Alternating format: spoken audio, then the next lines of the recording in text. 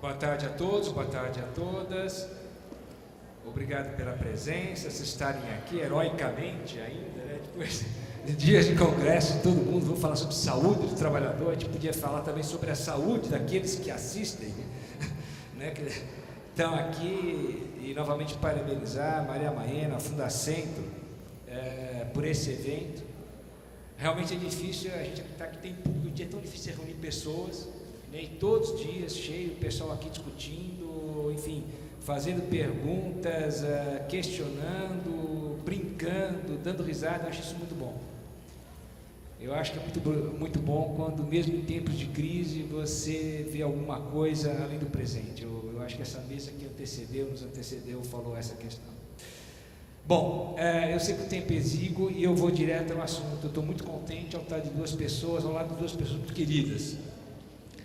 A Cláudia Nonato e a Cristiane de Oliveira, né? E por que eu digo que eu estou muito contente? Quer dizer, estou contente por um lado, estou infeliz por outro, que acho que eu estou ficando velho, porque eu participei da banca de ambas, das duas. Então você começa a falar, pô, quando você começa a coordenar trabalho, você fala, pô, já participei da banca de uma, participei da banca de outra, não sei o que, bom, tudo bem, tem um lado positivo. E os trabalhos, os dois, sem nenhum mise-en-scène, os dois trabalhos estavam com excelência, né? Trabalhos sérios, trabalhos que valem a pena, né? É o tipo de trabalho que a gente diz, bom, valeu o dinheiro empregue da universidade pública, né? Não é trabalho para ser colocado na biblioteca, trabalho para a gente pegar o cartucho, o diploma, não, é trabalho que fala e fala muito bem, né? É aquele trabalho, como diria o saudoso Trachtenberg, se você colocar em cima, ele fica em pé. Não porque ele fica em pé, porque afinal de contas é um pouco grosso, não, mas não é, ele fica em pé porque ele tem dignidade, né? É um trabalho sério, um trabalho corajoso.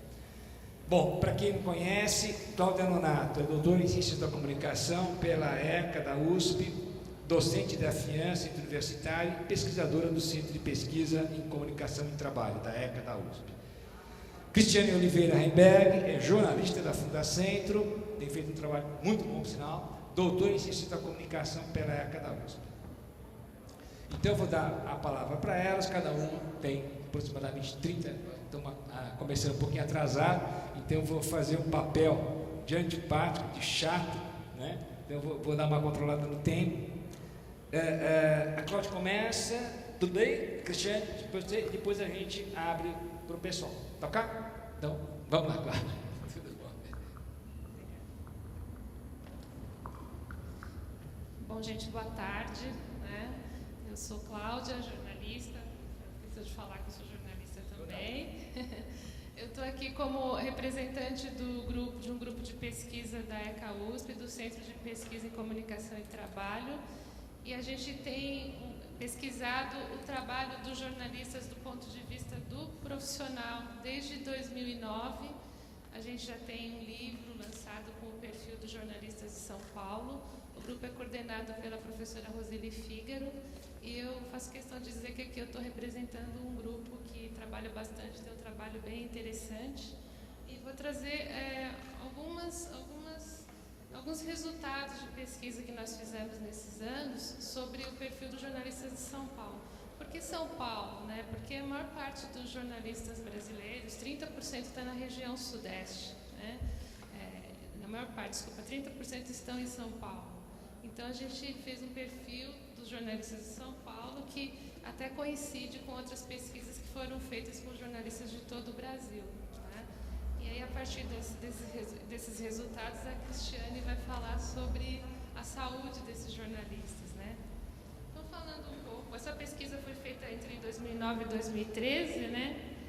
Foi feita a partir de associados do Sindicato dos Jornalistas de São Paulo, foi feita também com jornalistas de uma grande editora, foi feita com jornalistas freelancers, então foram grupos bem complexos, né, para a gente chegar até esse resultado. Os resultados, assim, de uma maneira geral, mostram que o perfil dos jornalistas é que são jovens, né, do sexo feminino, de etnia branca, classe média, sem filhos, com curso superior completo e especialização, pós-graduação. Na verdade, esse é um retrato também das nossas universidades, né? Que a maior parte dos alunos são brancos, de classe média, e a gente ainda não tem uma representação das minorias, não só nas universidades, como também nas redações, né? Isso se reflete na mídia, né? Eles trabalham com vínculos empregatícios precários e são multiplataforma, trabalham para vários clientes. A maioria dos profissionais está distante das redações, dos grandes jornais, trabalhando em assessoria de comunicação e de imprensa, e ingressou na profissão nos últimos 15 anos, o que demonstra que eles terem iniciado na profissão quando as reformas trazidas pelo computador, pela internet, estavam apenas começando. Então, eles ainda estão migrando, né, nessas novas plataformas, estão aprendendo a lidar. Mas isso afirma a existência de um único perfil é redutor e não é fiel ao que a própria pesquisa revela. A pesquisa revela muito mais do que esses dados, né? Então, fatores geracionais relacionados às mudanças nos processos tecnológicos e organizacionais do trabalho demonstram que a transição entre um perfil e outro ainda está em andamento, né? A partir do quadro de reorganização do mundo do trabalho, principalmente a partir dos anos 90, houve uma adaptação dos jornalistas aos novos meios e métodos, né? Eles são polivalentes, como eu já disse, eles têm que desempenhar diversas funções, têm que escrever, têm que publicar no site, no impresso, têm que fotografar, têm que filmar, fazer podcast, né? Tudo ao mesmo tempo. E eles têm que se manterem no mercado competitivo de trabalho, além de dominar a linguagem da internet, das redes sociais e as outras exigências como idiomas, né? Agora também fazer curso de gestão, porque eles têm que gerir o próprio negócio. O profissional está desafiado pela instantaneidade protagonizada pelos novos meios, o que o obriga a operar com novas noções de tempo e espaço. As formas contratuais são precárias, né? E o fechamento de postos de trabalho nas empresas de comunicação levam jovens e experientes jornalistas a buscarem alternativas de trabalho em novos arranjos econômicos para produzirem jornalismo. Não tem mais emprego, mas a gente costuma dizer que tem trabalho, e as pessoas estão em busca desse trabalho em novas alternativas, né? A flexibilização do mundo do trabalho trouxe diversas formas de contratação para os jornalistas. Poucos possuem registro na carteira de trabalho, poucos são CLT, a gente já discutiu isso aqui durante esses dias, né? Os autônomos ganham por projetos, trabalhos ou textos, e as relações trabalhistas se transformaram completamente com a proliferação dos PJs, das pessoas jurídicas, né? Os novos métodos produtivos também levaram os jornalistas a trabalhar em casa, ou em pequeno escritório, em home office, onde produzem seus serviços arcando com seus próprios encargos trabalhistas. Muitos são freelancers e trabalham para vários lugares ao mesmo tempo, com vínculos empregatícios precários. Além disso, o profissional trabalha sozinho ou em equipes bastante reduzidas, o que também é um problema para a saúde do trabalhador. Eu cheguei a entrevistar uma moça que ela falou que ela se sente deprimida de ficar em casa, trabalhando, não tem vida social, não conversa com as pessoas, não sai, né? Ela fala que não tem nem como arrumar namorado.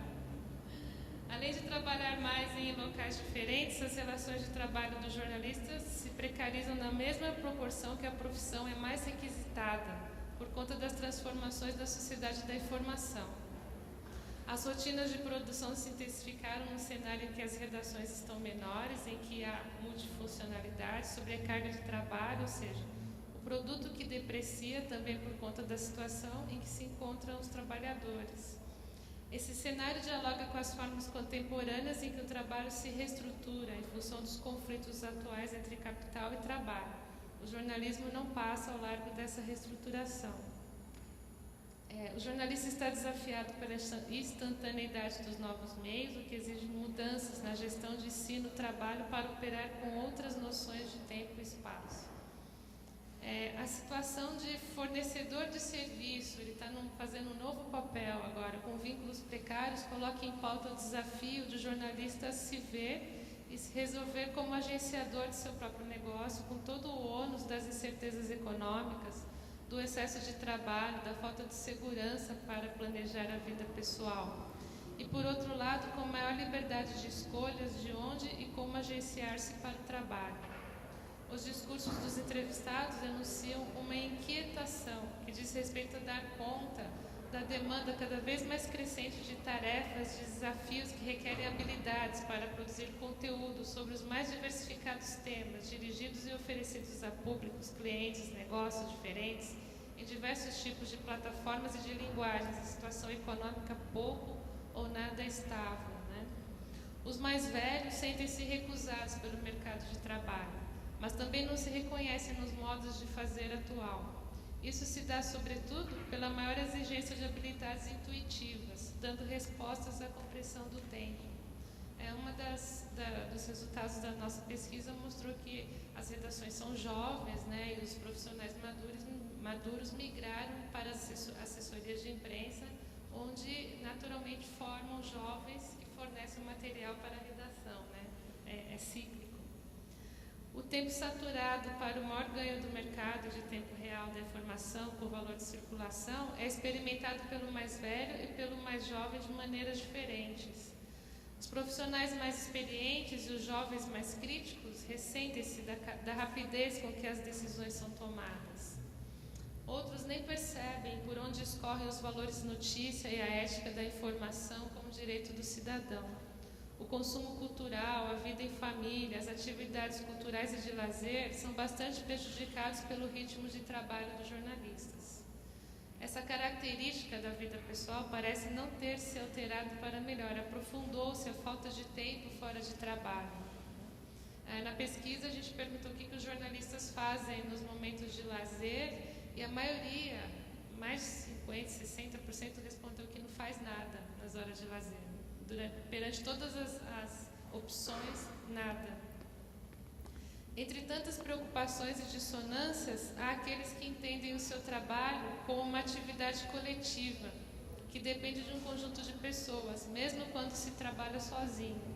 Já outros se veem, mesmo nas redações de grandes veículos de comunicação, como trabalhadores individuais, cada um faz a sua parte.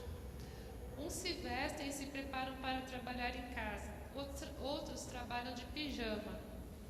Os freelancers são os que mais demonstram sofrer com a falta de prescrições e com a insegurança sobre o que e como ele trabalhará amanhã. A métrica dos cliques resulta nos perfis de público-alvo e de linhas editoriais, ditando as regras não só do webjornalismo ou jornalismo online, mas de toda a cadeia de produção de veículos, do jornal diário à revista. Com a aceleração dos tempos, a variedade de plataformas e a convergência de mídias, aparecem problemas que não são exatamente novos, eles aparecem sem solução. Dizem respeito às orientações deontológicas da profissão, da ética jornalística ao tratamento com as fontes, à visão voltada ao público cliente e não ao interesse público. Essas dificuldades são enunciadas na contraposição: manter os fundamentos ou atender à loucura dos ritmos e demandas do trabalho. As novidades que desafiam a profissão são os novos gêneros jornalísticos e o repórter cidadão, ou melhor, a testemunha que enuncia seu discurso e põe sua contribuição em circulação. O jornalista tem que lidar também hoje com o leitor, né? Ele passa a ser vitrine, ele tem que responder, receber críticas, receber elogios, trabalhar em tempo real, ele tem que administrar isso, né? O blog, o Facebook, o Orkut, o Twitter aparecem primeiro como novas ferramentas do trabalho colaborativo possível de se fazer na rede mundial. Depois vão extrapolando a função de ferramenta para busca, fonte, contato, pautas, personagens para ser um gênero do discurso. A pesquisa também mostrou que a variedade de funções e ocupações, quais são as questões, quais as competências e habilidades credenciam o jornalista em diversas áreas, né? A questão dos valores éticos e a responsabilidade com o direito à informação precisam ser reforçadas, como na formação do jornalista. Aí surgem novas questões que a gente precisa refletir, né? Esse novo discurso de freelancismo, de colaboracionismo, cooperativismo, empreendedorismo, né? O exercício da profissão precisa de um empreendedor. Nós já não somos empreendedores, os jornalistas se consideram empreendedores. O que existe por trás desse discurso do empreendedorismo, né? O que está por trás desse discurso, e esse discurso não banaliza o emprego, são as questões, as provocações que eu gostaria de deixar para vocês. A gente tem um termo que a gente está utilizando agora, que é a uberização do trabalho, né? Do Uber. O jornalista também está fazendo tudo por conta, bancando tudo. Isso aprofunda a exploração do trabalhador, isso em todas as áreas, não só no jornalismo, né? Qual a diferença entre a ideia de ser empreendedor e a de ser um jornalista independente de mídia alternativa, né? Eu fiz uma pesquisa, minha pesquisa de doutorado foi com jornalistas blogueiros, inclusive o Miro, que estava aqui, e nenhum deles se autodeclara empreendedor, né? Então, de onde que vem esse termo? Para onde vai esse termo empreendedor? Quem é o empreendedor? São algumas questões que eu quero deixar para vocês.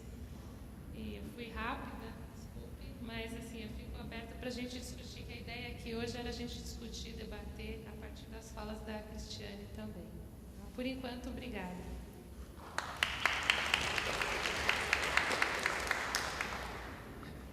Eu nem vou falar nada, que o mediador não fala, vou falar depois.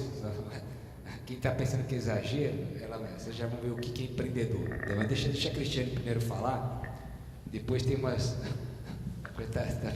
Tem umas novidades aí, vamos lá. Cristiane. Boa tarde a todos e todas. Como o Elane falou, eu sou jornalista da Fundacentro. Concluí no ano passado meu doutorado na ECA, Escola de Comunicações e Artes da USP. E nesse doutorado eu estudei o trabalho do jornalista, avaliando a questão do sofrimento e do prazer no trabalho, a partir da psicodinâmica do trabalho, que é a teoria que foi desenvolvida por Christophe Dejoux, e que diz muito sobre a forma que a gente lida com o trabalho hoje em dia e com os sofrimentos que os trabalhos causam, né? Na minha pesquisa, especificamente sobre o jornalista, mas que é algo que tem a ver com todos vocês que estão aqui, vocês que são sindicalistas, vocês que são profissionais da saúde e segurança, profissionais do direito, que vivem essa questão do sofrimento no dia a dia, mas que tem um envolvimento com esse trabalho que faz com que a gente suporte esse sofrimento e, de certa forma, transforme esse trabalho em prazer, apesar do sofrimento existir. Eu não vou falar só sobre a tese, vou falar sobre alguns fatos que foram noticiados na mídia e tentar fazer uma relação com o que foi falado aqui anteriormente. Então, acho que alguns pontos que são importantes retomar. A Cláudia, ela falou das condições de trabalho. Isso é uma coisa que aparece na minha pesquisa, em que eu entrevistei 21 jornalistas, a mais jovem com 25 anos e o mais velho com 82 anos. Que os mais velhos eram o Otávio Dantas, que foi um jornalista muito significativo para a história do jornalismo, porque na época da ditadura militar ele fez uma luta muito importante de denunciar as torturas e o assassinato do jornalista Vladimir Herzog. E o Alberto Dines, que agora o Observatório da Imprensa, né, aproveito a audiência para falar que está fazendo uma campanha para sobreviver, que tem site, que tem um programa na TV, mas está passando por dificuldades, justamente que mostra essas dificuldades para a mídia alternativa sobreviver, principalmente essa mídia que traz um olhar diferente, né? E no meio de tudo isso a gente tem a mesa anterior, em que se critica muitas vezes a cobertura jornalística, se colocou muito bem na mesa anterior a questão das empresas jornalísticas, né? Os oligopólios, são empresas familiares, são indústrias, então isso coloca o jornalista no centro de uma luta de classes. O jornalista, ele precisa se reconhecer como trabalhador, porque se ele se reconhecer como trabalhador, ele vai poder lutar por melhorias nas suas condições de trabalho, que, como a Cláudia mostrou agora, são péssimas, as piores possíveis, mas também poder modificar a cobertura que ele faz do trabalho. O que impede que isso aconteça? O que impede são as próprias condições que os jornalistas enfrentam e a luta pela sobrevivência para ele manter o seu emprego. Então, se a gente que acompanha, né, as notícias da mídia, a gente vê muitos casos recentemente dos chamados passaralhos nos jornalistas, né, no jornalismo. O que são os passaralhos? São demissões em massas de várias empresas de comunicação que demitem 20, 30 jornalistas, as redações extremamente enxutas. Isso aumenta a precarização do trabalho, aumenta a tensão, aumenta a exigência por produção. Os jornalistas trabalham muitas horas e isso na profissão do jornalista é algo até curioso, né? Porque trabalhar muitas horas para o jornalista é algo naturalizado. Então é normal você trabalhar 14 horas e não receber nada por isso. Porque se você não fizer isso, você não serve para o jornalismo. Então é esse pensamento que é trabalhado para os jornalistas. Para você ser um bom profissional, você tem que ter dedicação total, né?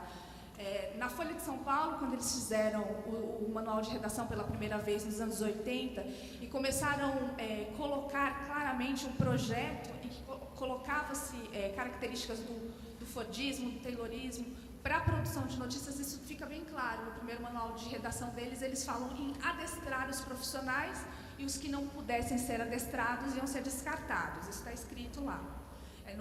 Nos próprios livros, o 1000 Dias, que faz uma análise, né, contando a experiência de como foi esse processo, eles falam isso e era isso mesmo. Eu entrevistei o Ricardo Couto na pesquisa e ele fala que eles se uniram e fizeram uma resistência a esse processo que estava se instalando na Folha nos anos 80 e que nos anos 90 passou a ganhar essa característica já pós-fordista, né, do trabalhador polivalente que a Cláudia falou.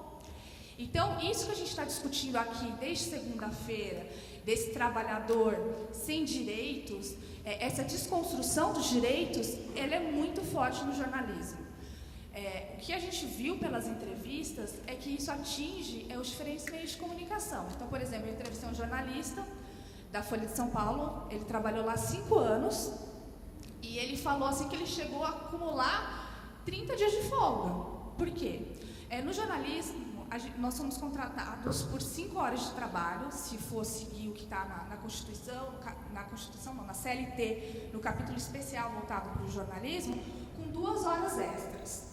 Horas a mais, elas podem ocorrer em situações excepcionais, por causa da cobertura, de acordo com a convenção coletiva. Mas o que a gente vê na prática é que todos os jornalistas eles trabalham mais de 10 horas. Entre os meus entrevistados, tinha jornalista que chegou a trabalhar 19 dias seguidos sem tirar folga. Pela CLT, você tem que trabalhar 6 dias e tirar uma folga. Você não pode tirar uma folga depois.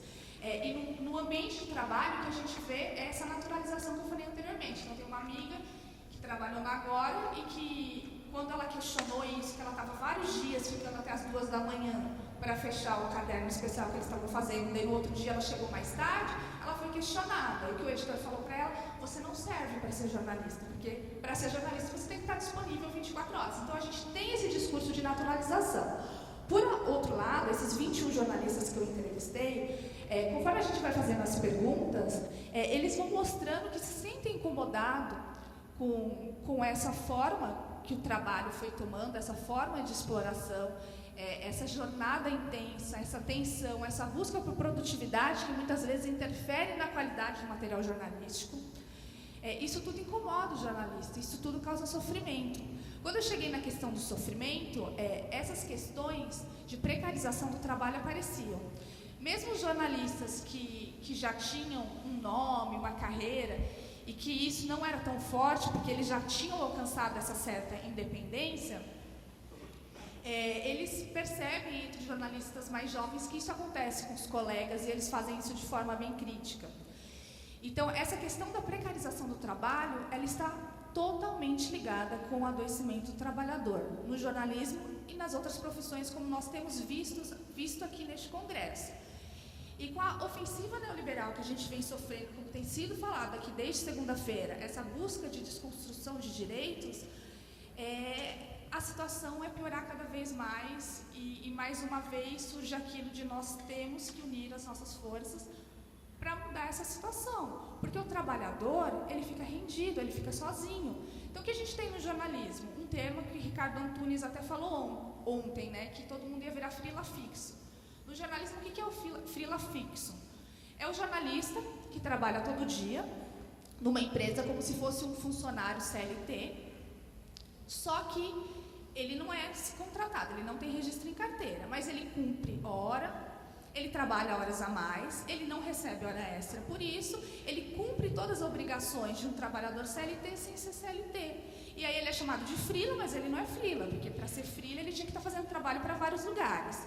Então eles colocaram o termo freela fixo, e isso é natural no jornalismo, você falar, não, eu sou freela fixo, não, eu sou só freela, não, eu sou PJ. que é quando a pessoa já tem uma empresa. E tem os casos também desses jornalistas que trabalham todo dia, como se fosse um funcionário CLT, só que na verdade ele tem que dar nota, então ele é um PJ. Então a gente vê que essa precarização do trabalho, ela está muito presente no jornalismo. E isso tudo influencia a forma como que as notícias são produzidas. Então os jornalistas, eles estão inseridos numa relação capitalista de produção, eles precisam se reconhecer como trabalhador. Nas entrevistas que eu fiz, eles mostram uma grande parte essa consciência de ser trabalhador, mas no dia a dia das redações não existe tempo para pensar. Você tem que produzir cada vez mais. Eu acho que a internet ela traz algo que mostra bem isso, né? O que a internet traz, né? Logo que no começo, assim, eu estava na faculdade, na época que a internet começou a se desenvolver, a gente tinha o quê? No IG? O último segundo, né? Então, a notícia, ela é o que aconteceu agora, mais do que nunca. E isso faz com que se exija uma velocidade de produção, que se aumente a pressão. As tecnologias, elas facilitam muito o trabalho do jornalista, como o Caio mostrou aqui anteriormente, né, que permite uma produção, por exemplo, de documentário de forma colaborativa com os trabalhadores.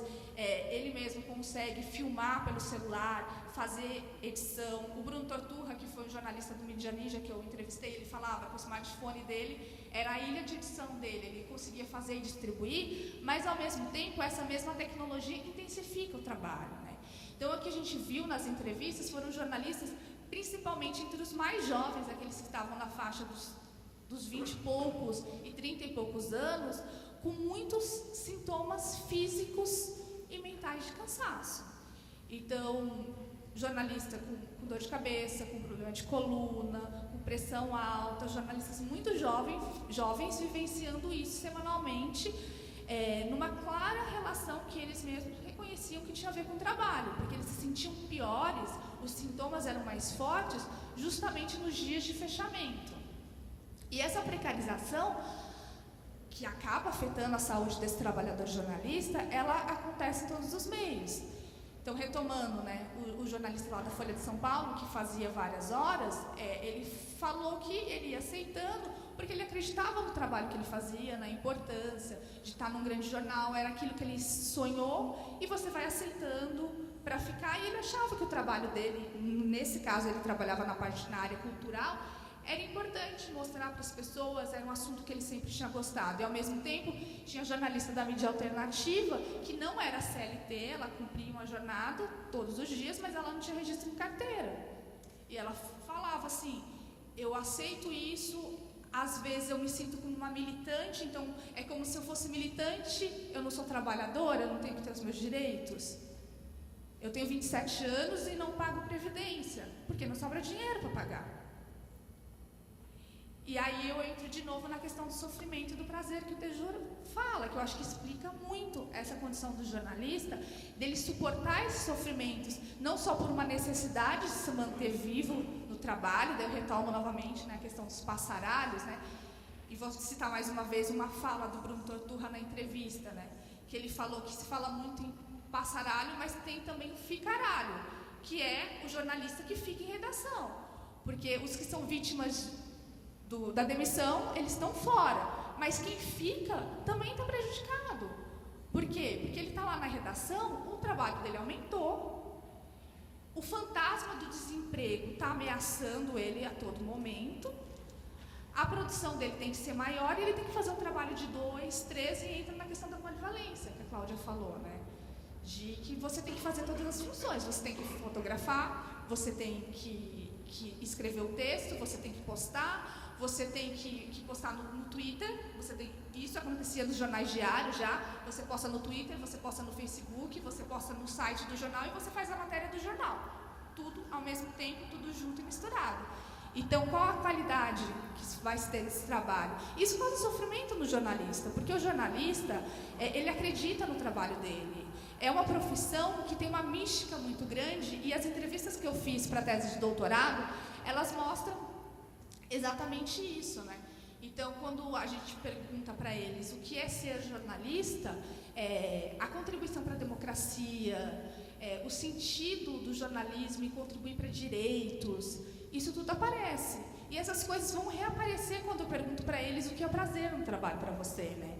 Porque se o sofrimento no trabalho está muito atrelado à precarização do trabalho, o prazer no trabalho está muito atrelado ao sentido que o trabalho de jornalista tem para o jornalista, porque ele acredita no papel deles.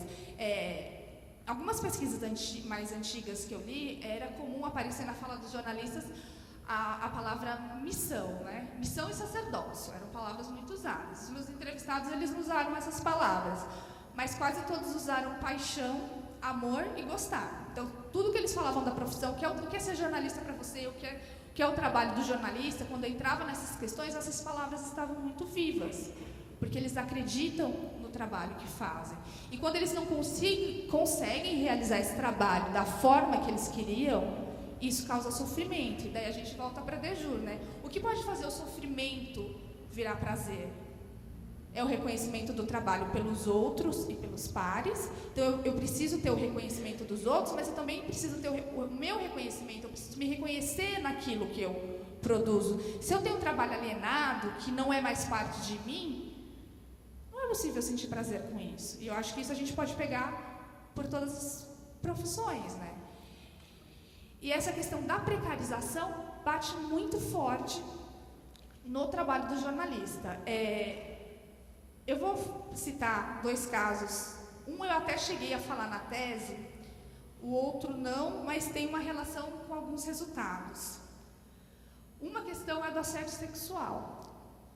Eu acho que é muito importante também a gente começar a pensar os nossos estudos em saúde do trabalhador, e agora eu não vou falar só do jornalismo, a partir da perspectiva de gênero. Na minha tese, como eu adotei a psicodinâmica do trabalho e tal, eu acabei não adotando a perspectiva de gênero, mas ela emergiu, ela nasceu na tese, nas respostas dos entrevistados. Porque das 21 pessoas, eu entrevistei 7 mulheres. Dessas 7 mulheres, quando eu perguntei sobre assédio moral, que era um dos sofrimentos que eu analisei, 3 mulheres falaram de assédio sexual e um homem falou de casos de amigas que sofreram assédio sexual. Então, eu acho que isso é muito significativo, porque mesmo não tendo uma pergunta específica sobre esse tema emergiu nas respostas. E aí eu retomo um caso que tomou muita atenção na mídia, nas redes sociais, que foi o que aconteceu com a repórter do IG, uma moça que foi entrevistar o cantor de funk Biel, e que ele falou que a quebraria no meio. A editora da jornalista bancou que isso fosse noticiado e a jornalista acabou sendo demitida. O IG falou que não tinha relação nenhuma com o fato, mas justamente após um fato como esse, a jornalista é demitida. E aquilo que aconteceu com ela é comum acontecer na profissão de jornalista com as mulheres. Eu lembro que o ano passado, uma jornalista política, agora eu não consegui localizar o nome dela para citar para vocês, mas ela cobria a área de política em Brasília, ela fez um texto falando da questão do assédio sexual, como era difícil ser uma jornalista mulher em Brasília, dos assédios que você sofria e até mesmo piadas quando você conseguia a informação, porque quando você fazia um bom trabalho e esse trabalho era bem apurado, o que você ouvia? Você ouvia uma piada, mas como que ela conseguiu essa informação? Alguém diz isso para o homem? Então, eu acho que isso é uma questão que vale. Eu estou pegando os exemplos dos jornalistas porque é a categoria que eu faço parte e que eu estudei, mas que eu acho que para todas as profissões, para a gente começar a pensar. E também colocar esse viés em nossos estudos sobre a saúde do trabalhador, que é muito importante. Outro caso, eu cheguei a abordar, na questão do sofrimento, os riscos e a violência no trabalho do jornalista. Teve um caso que eu não entrevistei o jornalista, mas mesmo assim eu falei sobre o caso dele a partir do que era noticiado no jornal Unidade do Sindicato dos Jornalistas de São Paulo, que é o Sérgio Silva. E por que eu retomo o nome do Sérgio hoje?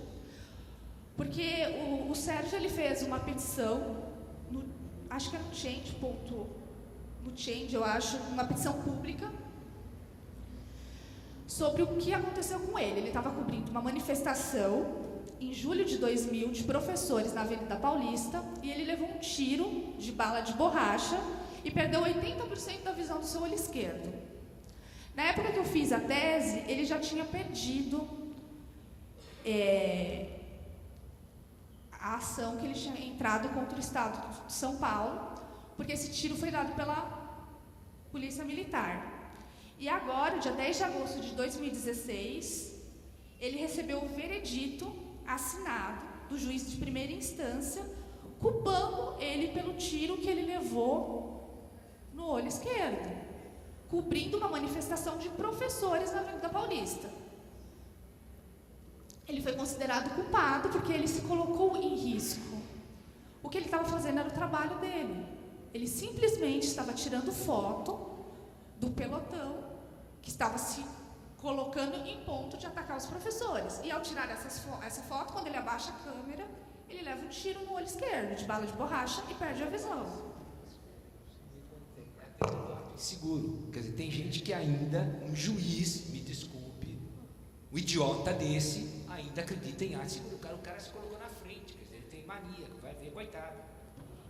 E ele estava só cumprindo os princípios básicos do bom jornalismo, que é fazer a cobertura da notícia, do fato, mostrar o que estava acontecendo. Então, esse caso do Sérgio Silva, ele acabou montando essa petição pedindo assinaturas. Peço que vocês entrem e assinem também, pedindo apoio para a causa dele. Ele até coloca, né, que ele escolhe resistir, e eu acho que a gente também tem que escolher resistir. Resistir a todas as ofensivas que estão acontecendo em relação ao trabalho. E essa questão dos riscos, da violência com o jornalista, ela entrou em evidência bastante na mídia, que até a mídia começou a falar um pouquinho disso, a partir de 2013, das manifestações do movimento Passe Livre, em que uma jornalista da Folha foi atingida, e a partir daquele momento que a jornalista da Folha foi atingida, a Folha e o Estado de São Paulo começam a mudar o seu discurso de cobertura jornalística, né? Até então, eles adotavam uma postura muito de criminalização dos movimentos sociais, mas com o fato da jornalista deles ter sido atingida, eles mudam um pouco o discurso e as coisas vão um pouquinho para um outro rumo. Mas essa questão de jornalista ser atingido em manifestações é muito comum. Então, entre os meus entrevistados tinha, por exemplo, a Marilu Cabanhas, que desde os anos 80 enfrentou isso, de fazer cobertura e estilhaço de bala, atingi-la. Ela falou assim, nunca aconteceu nada grave, mas eu já me machuquei várias vezes fazendo a cobertura jornalística. Então, essa questão da violência, do risco, é uma coisa que é presente na profissão e que também é naturalizada. Porque tudo no jornalismo acaba ganhando um ar heróico, né? Então, nossa, eu fiquei tantas horas fazendo aquela matéria, mas eu consegui fazer, eu sou um bom jornalista. E isso é aproveitado pelo capital para explorar cada vez mais esse profissional. Porque eu só sou um bom jornalista se eu me dou totalmente, se eu estou 24 horas disponível para notícia, né? Os manuais de redação, eles chegavam a falar disso, né? Que mesmo se você não está como médico, né, tem que estar disponível, atender alguém que está passando mal, ajudar, o jornalista tem que estar disponível para a notícia. Então, você não tem vida. E eu acho que as nossas pesquisas, a Cláudia falou um pouco disso, as pesquisas do Eloane, que eu li também para fazer a minha tese, e o estudo que eu fiz, elas mostram isso, né? Que as pessoas, elas acabam deixando, muitas vezes, de viver as outras esferas da vida em detrimento do trabalho. Então, o trabalho de jornalista acaba sendo a sua vida. E era engraçado quando eu perguntava da vida, muitas vezes as pessoas falavam, não, mas o trabalho faz parte da vida. Sim, o trabalho faz parte da vida. Mas e as outras esferas, né? Onde elas ficam? Algumas já assumiam claramente. Eu lembro do Aureliano Biancarelli, que era um jornalista que cobria saúde na Folha de São Paulo, que ele pegou e falou assim, olha, eu achava que não, mas minha mulher e meus filhos falam até hoje que a minha vida era a Folha de São Paulo, que eu deixava eles.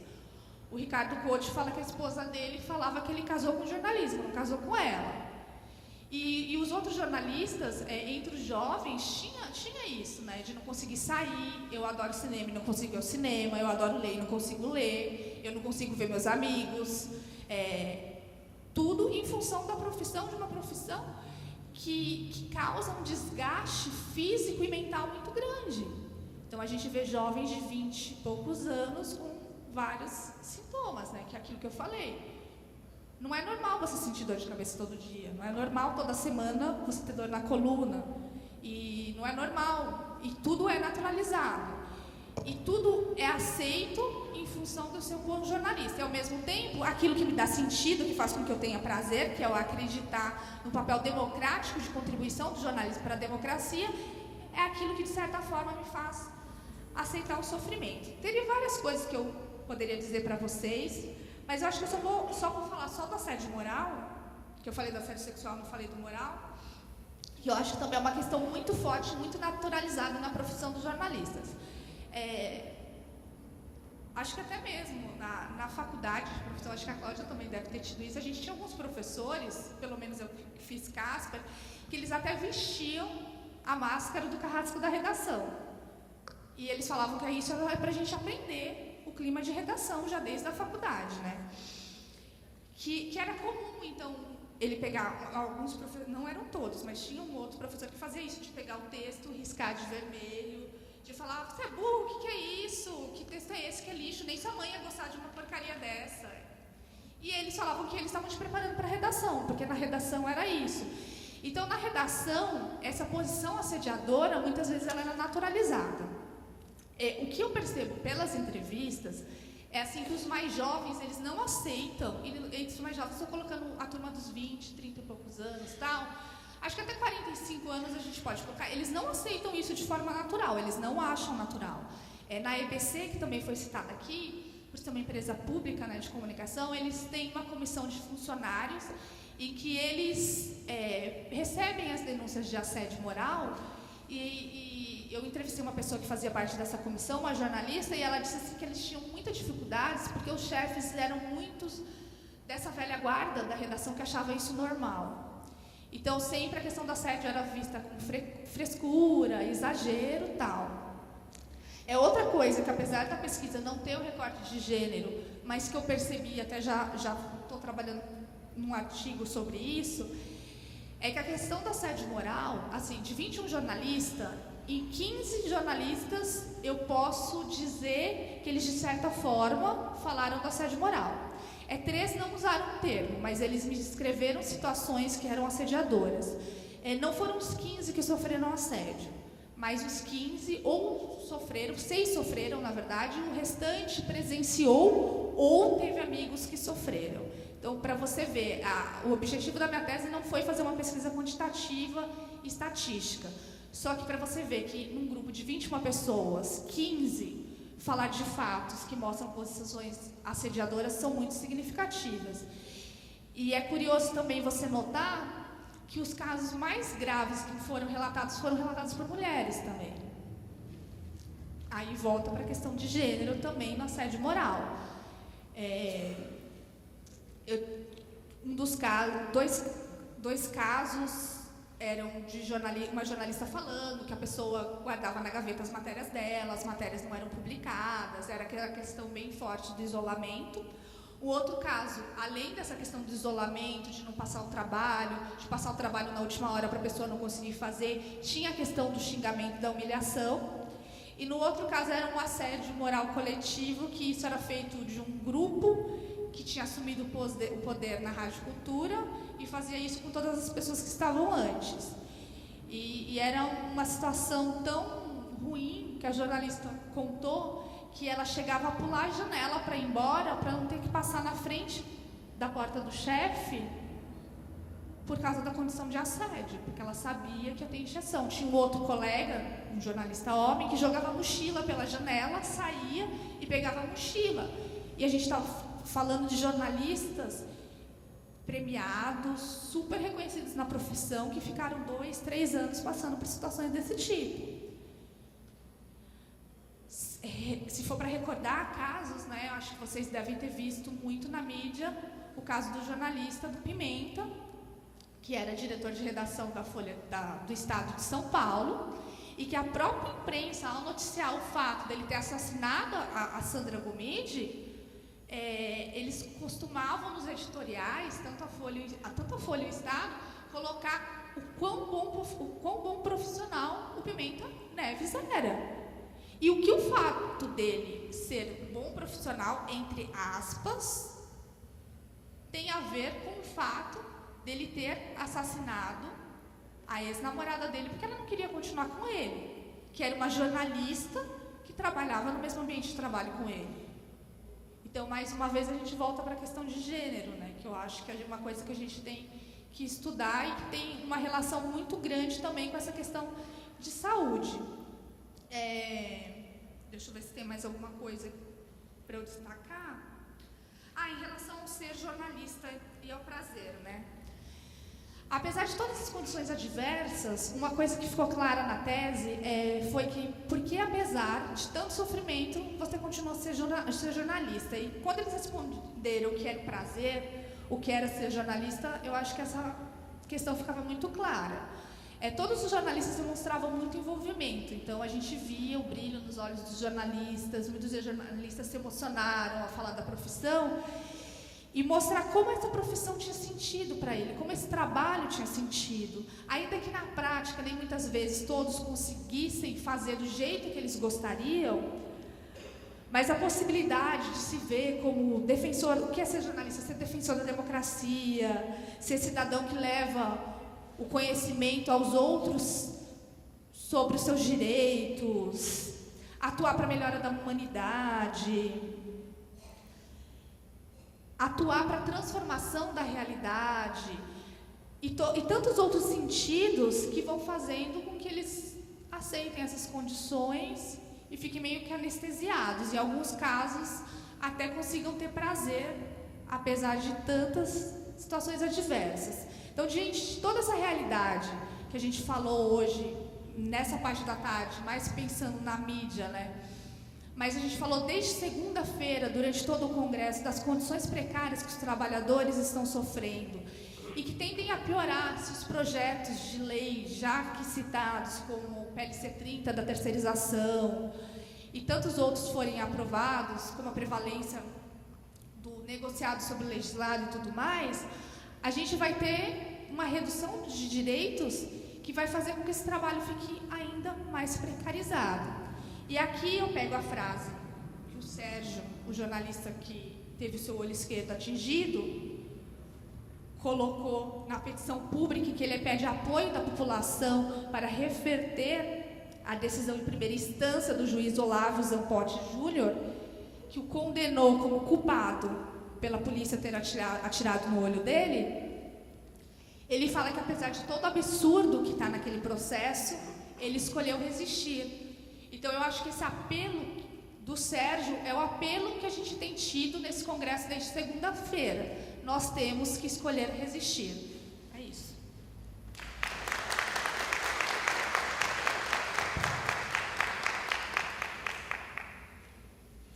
Bom,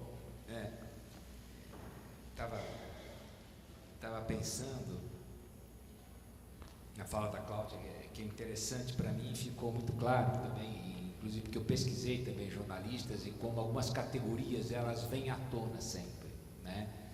Primeiro, uma espécie de guerra geracional, né? Eu me lembro que até o pessoal chamava dos menudos, né? Quer dizer, os menudos por quê? Porque é uma geração mais jovem que é explorada, mas você joga os mais antigos contra os mais novos contra os mais antigos. Aliás, igualzinho o que está acontecendo na academia. Impressionante isso aí, né? Como esse modelo, como o Gulejac costuma colocar, esse gerencialismo vai tomando todas as esferas, né? É impressionante essa questão dos menudos, né? Quer dizer, você vai explorando, jogando um contra os outros. Isso fica muito forte, os dados dela se repetem, é muito impressionante como a Cláudia conseguiu pegar as principais categorias. A Cristiane salta aos olhos o adoecimento, né, Cristiane? Salta aos olhos o adoecimento e, inclusive, ela foi delicada, né? Mas, em verdade, cá entre nós, eu falo, mas porque é verdade, o uso abusivo de drogas, lícitas e não lícitas, né? O que torna o jornalista refém do próprio sistema, porque dependendo da coisa como vai, do andor e do santo, o cara está na mão, inclusive do ponto de vista criminal, né? É sabido que em certas gerações, em certas redações, o nível de entorpecimento, para não falar outra coisa, é muito grande. Então, quando começar a baixar a produção, o cara não aguenta mais, é tal negócio, cai fora. Pega a tua trouxa, cai fora e se dê por feliz por não ter um inquérito policial em cima das costas. Então, isso é sabido e eles colocam isso para a gente. Eu acho que a Cristiane colocou muito bem, né? O sujeito vai adoecendo, ele chega um ponto que não vai mais vendo sentido na sua profissão. Essa questão é gravíssima, porque o que o motiva de fato é justamente ter na profissão do jornalista um certo glamour. Quer dizer, aquela ideia de Dom Quixote, aquela ideia de que eu consigo fazer alguma coisa, acho que o Lado também pegou bem essa questão, eu consigo mudar um pouco o mundo, eu consigo fazer alguma coisa. Chega um ponto que ele não vê mais sentido, para que sofrer? A troco de que eu vou sacrificar a família, eu vou sacrificar a saúde, chega um ponto que ele tem um desencantamento, e daí obviamente que ele adoece, né? Está aí os estudos da professora Edith, né? Que mostram muito bem que esse não reconhecimento e a falta de sentido vai gerar no sujeito um processo de adoecimento que geralmente é progressivo, né? Não é à toa que você tem cada vez mais uma profissão de jovens. E chega um momento que o cara já começa a querer fazer outra coisa na vida. E quando eu falo momento, é 30 anos, é 30 e poucos anos, ele fala, não dá mais, eu gosto. E daí vem aquela dicotomia, que eu acho que ambas as pesquisas colocam, do amor e o ódio. Ora ele fala na profissão como sendo a razão da vida dele, ora ele fala na profissão como sendo o grande calvário. É aqui que eu afundei, é aqui que eu estou, que eu vou morrer. Literalmente, então você tem um processo que eu acho que é brutal. E a questão do assédio moral, né, que a gente constatou também, e acho que a Cristiane fez muitíssimo bem na pesquisa dela, né, de 21, 15 falam. E por que falam, né, Cristiane? Porque ou presenciou ou sofreu. Ninguém está alucinando. Você fala, aquilo vem de forma espontânea, né? Vem de forma espontânea, porque o cara presenciou ou o cara viveu. Quer dizer, ele sofreu na própria cara. E o caso do Pimenta, né?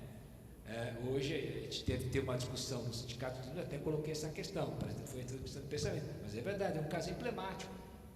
E quando a gente discutiu isso na ECA, você trouxe muito bem, mas espera um pouquinho, o cara estava lá não sei quantos anos, por quê? Era notório, você sabe disso, era notório que ele era um assediador.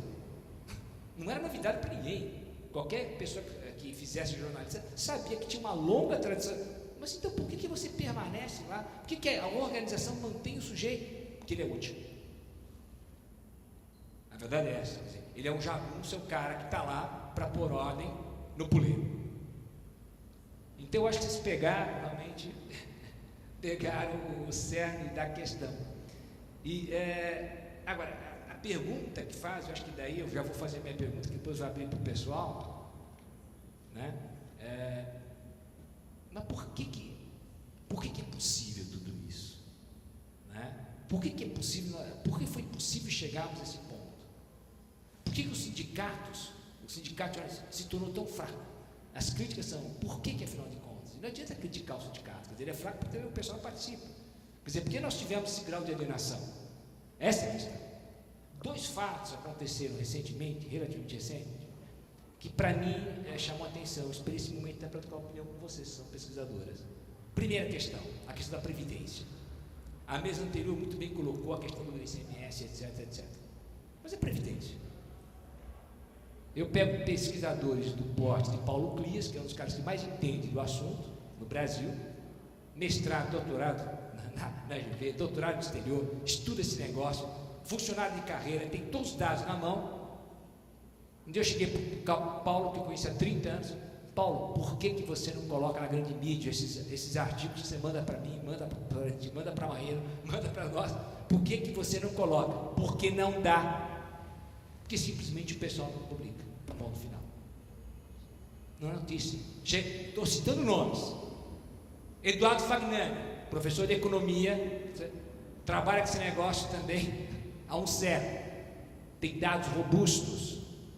Também cobrei do Eduardo. Eduardo, diz uma coisa, um debate na Unicamp. Chamamos a grande imprensa. Quando souberam o tema, tchau. Eduardo, vamos tentar, vamos colocar. Eu mesmo fiz pesquisa, até pensei, vamos articular, ver, a gente consegue colocar esses dados. Ninguém publica. Mas peraí, é perversão? Não.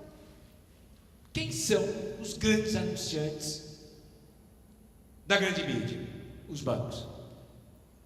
Quais seriam os grandes beneficiários da falácia da quebra da Previdência? Da falácia da quebra da Previdência. Os bancos. Todo mundo começa o quê? A investir em PGBL e VGBL. Quer dizer, é uma loja infernal. É o que vocês estão colocando. É uma loja infernal. Quer dizer, quem tem interesse pesado acaba dominando o quê? As 5 ou 6, os pesquisadores se dividem, as 5 ou 6 famílias que mandam na comunicação no Brasil. Então, a mesma coisa, eu não vou falar, a gente sabe o que eu estou falando, daquele famoso banco que antes era público, agora a gente sabe o que é, no qual ocorreram dezenas e dezenas de suicídios e até agora, inclusive, eu não consegui publicar nada. Entrevistei famílias de pessoas que tiveram funcionários mortos, assassinados, para mim, ser assassinados. Você não consegue. Não consegue porque é tabu. Então essa pergunta eu coloco para você, é uma provocação e só posso paralisar, adorei, vocês foram super sintéticos. Vamos passar agora as perguntas, né? Porque acho que tem muita coisa aí, muita gente querendo perguntar. Vamos lá. Gente, como a Cláudia é jornalista, eu vou dar a palavra para a Cláudia, a gente fez um acordo, né, Cristiane? Porque ela tem horário, ela é multifuncional, polivalente, etc., professora, trabalha 16 horas por dia, etc.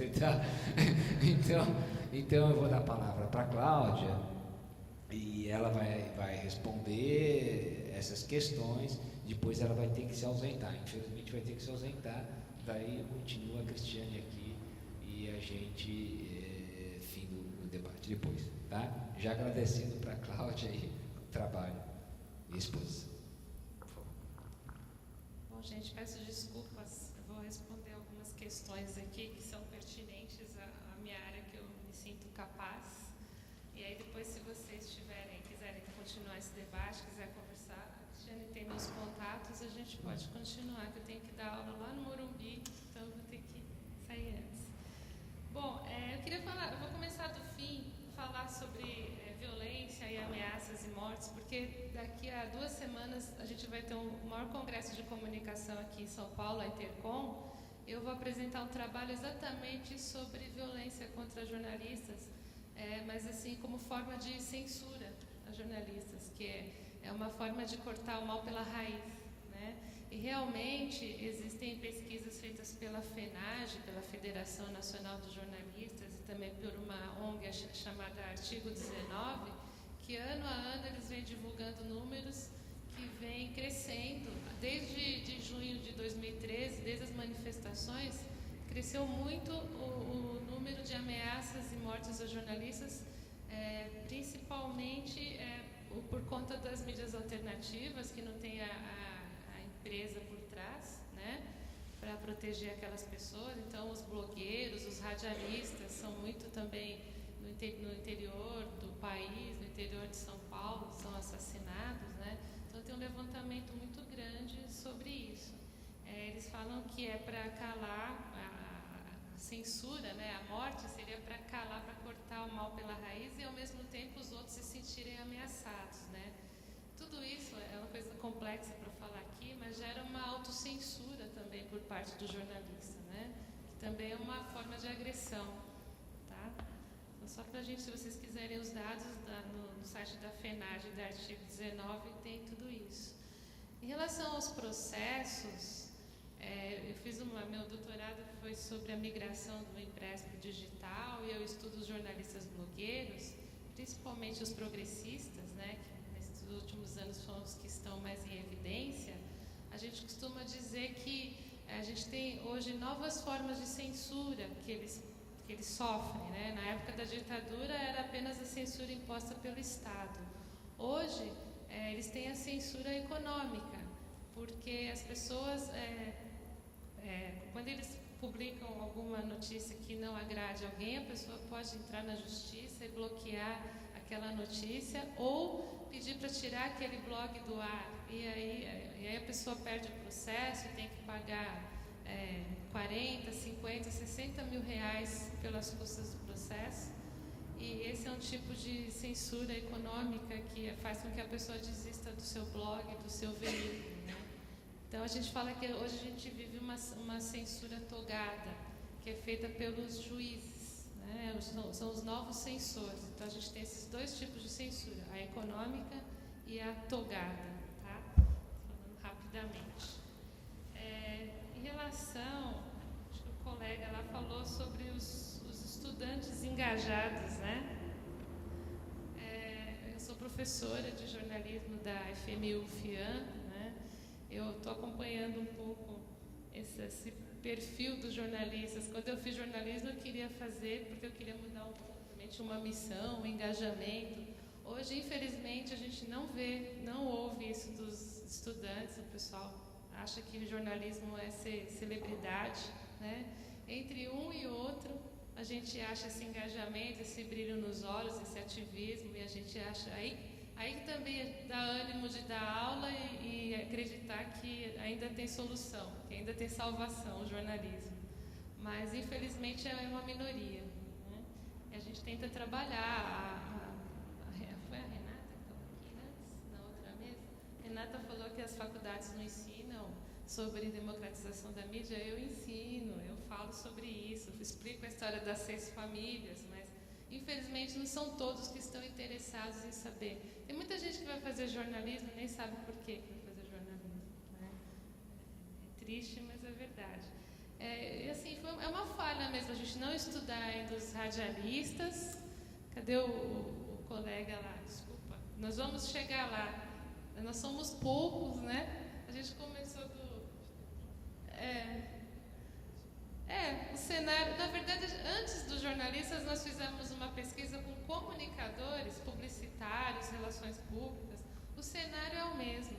E como o professor Elone falou também, na academia também é assim. Os professores estão sofrendo uma precarização, também tem que ser polivalentes, também tem metas, né? E aí entra a questão, acho que foi quem falou, sobre as pesquisas, né? Das publicações. Eu sou editora de uma revista lá da ECA também, a Comunicação e Educação, e a gente também tem uma questão muito complexa, porque hoje as nossas cobranças são mais quantitativas do que qualitativas, né? A gente tem um padrão a seguir, uma quantidade de artigos específicos, passar por pareceristas, e essa comissão de ética acaba ficando até nas mãos de quem está fazendo o parecer que vai decidir, né? A ética é própria daquela pessoa, na verdade, né? Acaba passando por aí, né? Ele que decide. Bom, tem tantas aqui. O sindicato, a Rita, né, falou sobre das amigas do sindicato. Eu fiz uma pesquisa no Sindicato dos Jornalistas de São Paulo. Realmente o sindicato está muito enfraquecido. Os jornalistas que me deram entrevista não se sentem representados.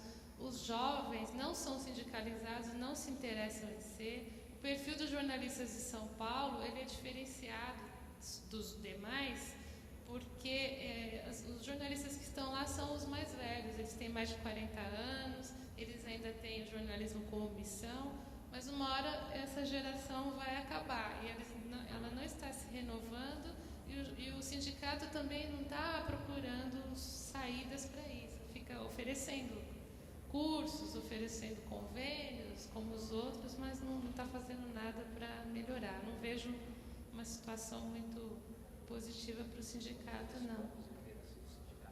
As próprias lideranças são sempre as mesmas, né? Sim. Em relação ao diploma, só para... os alunos me questionam muito sobre isso, né? Até algumas faculdades pensaram em fechar o curso de jornalismo achando que cairia a demanda. Não, os alunos continuam querendo fazer jornalismo e as empresas de comunicação sérias só contratam jornalistas formados e diplomados. Tá? Assim, eu não conheço nenhuma empresa para fazer estágio e tal que contrate alunos, jornalistas que não têm o diploma. Então, o diploma ainda é importante, existe toda uma batalha, parece que vai voltar, não estou acompanhando muito bem isso, né? Mas desde 2009, não existe mais a obrigatoriedade do diploma de jornalismo para exercer a profissão, mas as empresas continuam exigindo profissionais diplomados, né? Bom, eu acho que, assim, dentro do que eu conseguiria responder, agora eu deixo as demais para vocês, tá bom?